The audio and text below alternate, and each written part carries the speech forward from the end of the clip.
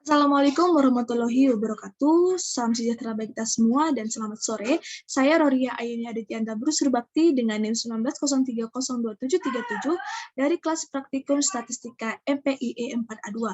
Baiklah, pada kesempatan ini saya ingin melakukan analisis, yaitu analisis yang disebut sebagai analisis importance dan performance atau disingkat sebagai IPA.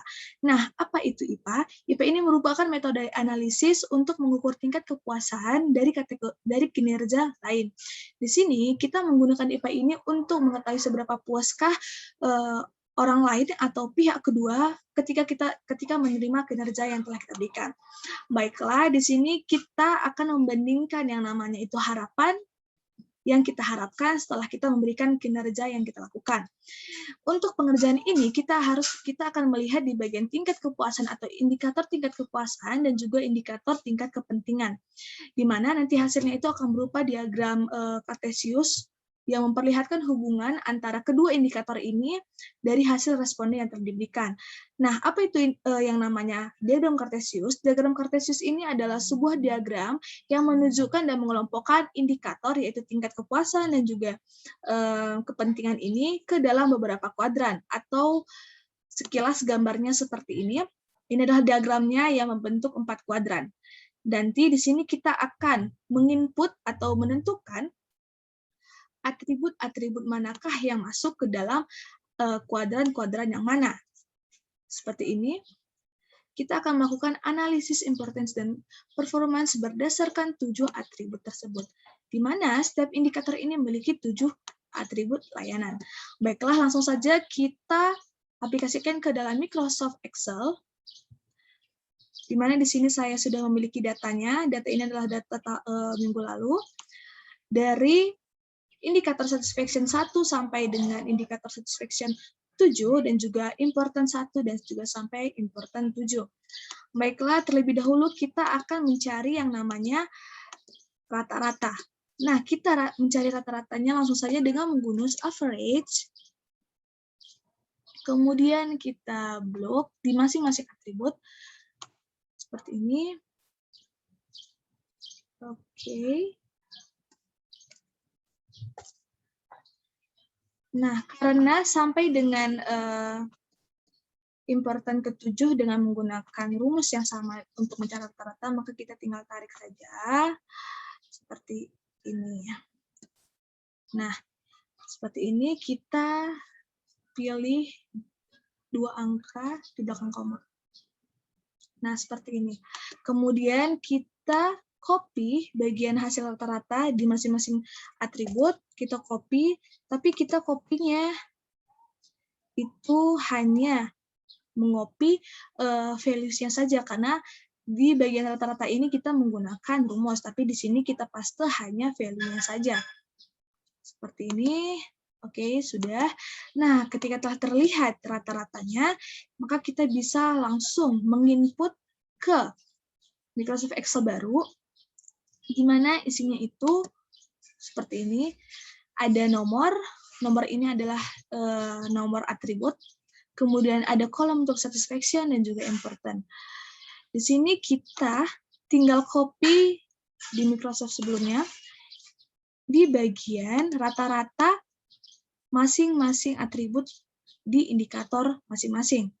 Nah, kita copy dulu di indikator satisfaction, kemudian kita copy sebelah sini. Karena kita mengopinya itu ke bawah, atau bisa dibilang beruntutan, maka kita bisa klik paste spesial dan kita klik transpose. Seperti ini, dan untuk important kita lakukan yang sama. Kita tinggal copy di bagian important. Oke, kita paste dengan hal yang sama. Nah, seperti ini. Nah, ketika sudah jelas di sini rata-rata by satisfaction dan important, maka kita bisa mencari rata-rata di masing-masing indikator. Caranya kita memakai rumus average, kemudian kita blok dari atribut 1 sampai 7 di bagian indikator satisfaction. Oke, seperti ini, dan juga bisa kita tarik ke important karena menggunakan rumus yang sama.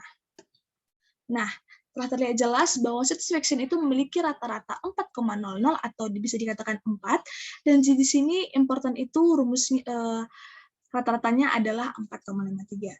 Baiklah, di sini kita langsung menggambarkan atau membuat yang namanya diagram Cartesius. Dengan caranya kita kembali ke insert, terus kita klik di charts, insert charts scatter. Kita pilih yang biasa saja. Nah, di sini sudah terlihat jelas. Supaya lebih rapi kita hapus saja garis-garisnya. Seperti ini. Nah, ini sudah terlihat ya teman-teman, yang namanya itu adalah diagram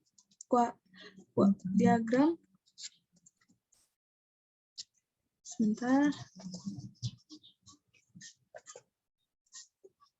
Maaf.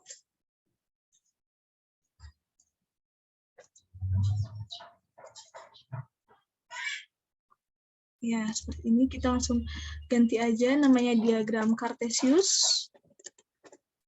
Diagram Cartesius. Juga di sini, di bagian sumbunya kan kita belum isi namanya, maka kita bisa isi namanya di bagian design, add chart element. Kita pilih axis titles, yang pertama primary horizontal. Nah, di sini kita bisa klik. Ini adalah bagian satisfaction. Dan di sini juga kita bisa klik lagi di primary vertical. Ini adalah bagian dari importance.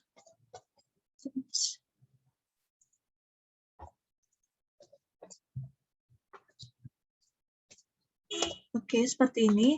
Nah, di sini untuk sumbu Y ini di bagian important bisa kita katakan ini adalah sumbu Y. Nah, juga yang di bagian bawah ini adalah sumbu X atau bagian dari satisfaction. Oke, kita langsung saja. Nah, setelah kita mengetahui diagram Cartesiusnya ini, kita ingin menyelesaikan diagram Cartesius ini dengan cara kita buat lagi kolom seperti ini, di mana kita tentukan atau kita bedakan bagian X dan Y. Di bagian X, kita lihat rata-rata di satisfaction. Kenapa? Karena X ini adalah sumbu dari satisfaction, yaitu 4, kemudian di Y. Nah, karena kita ingin menarik dari angka 4 ini ke atas, di mana ini akan menjadi sebagai pembatas.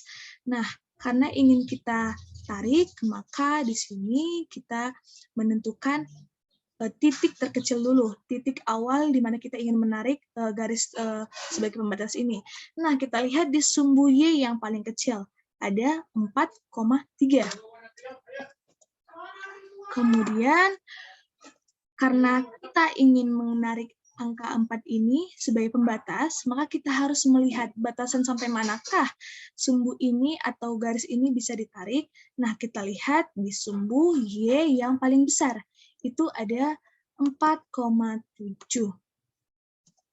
4,7. Kemudian sama seperti, kita juga tentunya sama seperti importance, indikator importance. Kita perhatikan dulu rata-rata di bagian important. Nah, rata-rata di bagian important ini adalah 4,53, di mana itu berkisaran titiknya di sini berkisaran. Nah, ini akan ditarik lurus seperti ini. Ini untuk penarikan dari sumbu Y. Jika tadi sumbu X dari titik 4 sampai ke atas. Seperti itu. Nah, kemudian kita lihat sumbu X terkecil, yang mana itu sebagai basic kita atau dasar kita menarik sebuah garis. Nah, kita lihat sumbu X terkecil itu adalah 3,7. 3,7. Kemudian 4,53. Karena di sini kita akan menarik garis. Nah, untuk kita menarik garis ini, kita harus tahu batasan sampai manakah garis ini bisa ditarik. Nah, kita lihat dari sumbu X yang memiliki nominal atau tingkat yang paling tinggi, yaitu 4,3. 4,3. Nah, seperti ini. Jadi, setelah kita lakukan seperti ini, kita bisa masukin langsung ke diagram kartesiusnya dengan klik kanan, lalu pilih select data, kemudian kita di bagian legend entries-nya, kita klik add. Nah, kita masuk ke dalam satisfaction dulu. Kemudian kita klik satisfaction, bagian kolom satisfaction untuk series name-nya. Sebenarnya ini bisa bebas, cuman saya pilih di bagian sini saja. Kemudian kita klik series X values-nya, kita pilih tabel X ini, kita blok bagian keduanya. Kemudian di series Y value-nya juga ini kita hapus terlebih dahulu, kemudian sama seperti X kita blok, seperti ini. Oke, langsung kita klik OK, kemudian kita add lagi di bagian importance. Nah, di series name-nya saya klik important, kemudian di bagian series X value-nya sama seperti yang di atas, klik di blok 2-nya, kemudian maaf, saya ulang, di important, kemudian series values-nya, klik ini, kemudian ini kita hapus, kita klik 2 juga, kita klik OK. Maka kita langsung klik OK juga.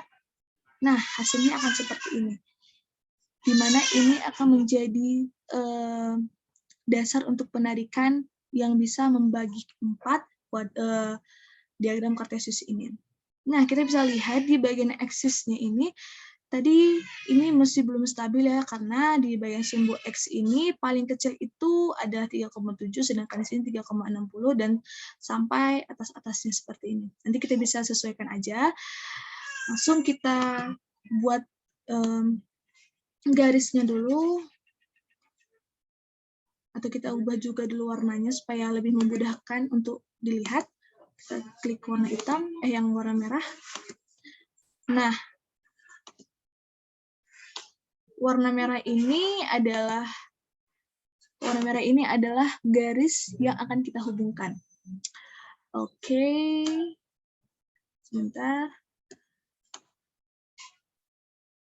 Oke, kita langsung klik solid name, bentar. Kita klik solid line, kemudian juga untuk garis horizontalnya juga kita klik solid line. Nah, seperti ini. Nah, tadi karena di bagian sumbu X dan sumbu Y-nya itu belum stabil dengan apa yang telah kita temukan tadi, maka kita bisa langsung ubah sumbunya.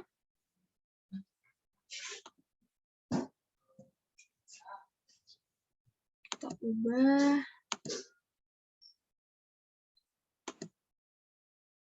Sebentar. Oke, di mana sumbu X minimumnya itu ada di 3,7 dan maksimumnya ada di 4,3. Langsung saja kita ganti minimum 3,7 dan maksimumnya itu 4,3.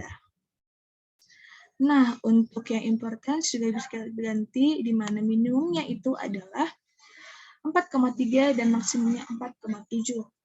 4,3 dan maksimumnya itu adalah 4,7. Oke, selesai untuk buat ininya. Oke, nah kita bisa lihat lebih rapi dan lebih rata ya teman-teman. Kemudian kita bisa tentukan kuadrannya, di mana ini kan udah terbagi menjadi 4, maka kita bisa tentuin bagian-bagian kuadrannya, di mana ini adalah kuadran A, ini adalah kuadran A,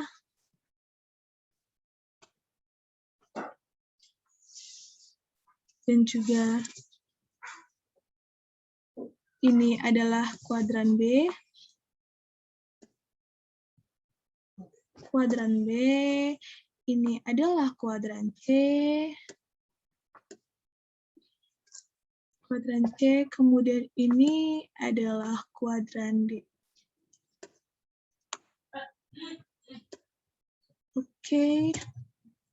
Nah, udah jelas ya teman-teman bahwa diagram kartesnya ini sudah kita bagi menjadi 4 kuadran, di mana kuadran A dan juga kuadran B, C, dan D.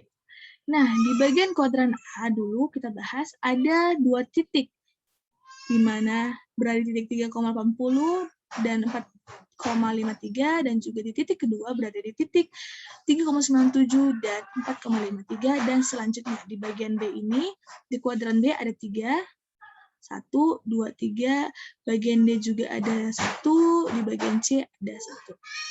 Maka bisa kita simpulkan bahwa di kuadran A memiliki 2 titik, yang mana yang pertama itu adalah titik 3,80 dan 4,53, tepatnya berada di nomor 7. Kemudian untuk titik kedua berada di titik 3,93, berada di titik 3,97 dan 4,53, yang tepatnya itu berada di nomor 2. Oke, selesai untuk kuadran bagian A, kita masuk ke kuadran B, di mana di kuadran B ini ada 3 titik. Yang pertama itu ada titik 4,0 dan juga 4,60, tepatnya berada di nomor 6. Kemudian untuk yang kedua berada di titik 4,03 dan 4,67, atau tepatnya berada di nomor 3. Dan untuk titik ketiga berada di titik 4,07 dan juga titik di 4,57, atau berada di nomor 1. Kemudian untuk kuadran C ini hanya ada 1 titik, yaitu berada di titik 3,93 dan 4,47, atau berada di nomor 4. Kemudian untuk kuadran D, maka memiliki 1 titik juga yang berada di titik 4,23 dan juga 4,33, atau tepatnya berada di titik di nomor atribut 5. Jadi di sini kita bisa lihat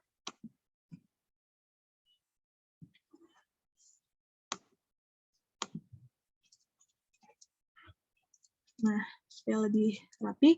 Nah, di sini kita bisa lihat nomornya ada 1, 2, 3, 4, 5, 6, 7. Sama seperti nomor atribut ini. Jadi kesimpulannya, kuadran A ini,